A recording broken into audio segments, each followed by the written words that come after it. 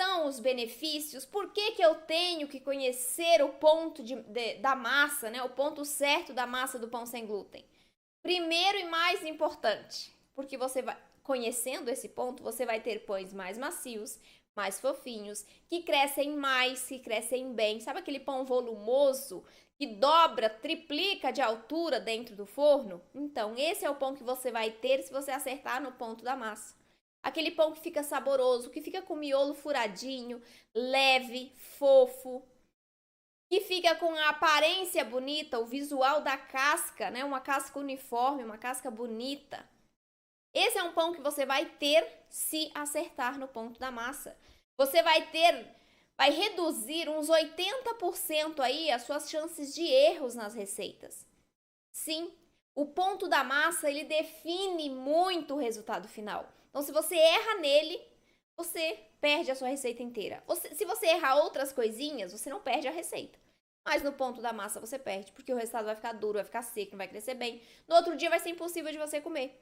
Quem nunca fez um tijolo aí? Eu já fiz vários tijolos de construção. Tenho muitos alunos que também fizeram, né? A Regiane fala mesmo numa entrevista que eu fiz com ela que parecia mais tijolo de construção o pão dela. Por quê? Porque principalmente errava no ponto da massa, tá? É só isso? Não. Mas a gente já fez muito tijolo, a gente já contribuiu muito para a construção civil aqui no Brasil.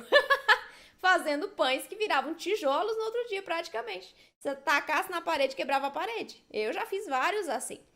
E é normal a gente fazer isso no início, porque a gente não tem o conhecimento necessário para acertar. Por isso que eu quero que você continue por aqui, para você ter esse conhecimento e fazer pães perfeitos.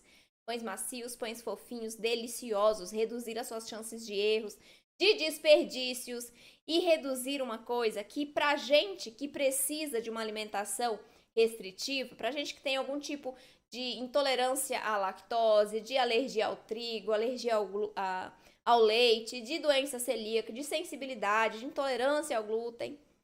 A gente que precisa dessa alimentação, quando a gente vai fazer um pão, não sei vocês, mas eu acredito que sim. Quando vocês vão fazer um pão sem glúten, no começo, acho que continua assim pro resto da vida, mas no começo, a gente vai com uma expectativa de ter um resultado que cresce bem, que fica fofinho, macio, delicioso, né? E o que sai do forno, amigos e amigas, é um desastre. E qual é o problema disso? Pra gente que precisa, que não tem outra opção, que precisa daquele produto. Frustração, tristeza, vontade de desistir. Dá vontade de chorar. Dá vontade de chorar quando você faz um pão e o pão fica parecendo um pedaço de tijolo. Porque é para você comer, é aquilo que você tem para comer de pão. É frustrante demais quando você erra uma receita. E pão a gente tem que comer todos os dias. Não tem, né? Mas a gente tem o costume de comer todos os dias. Café da manhã é pão quentinho, fofinho.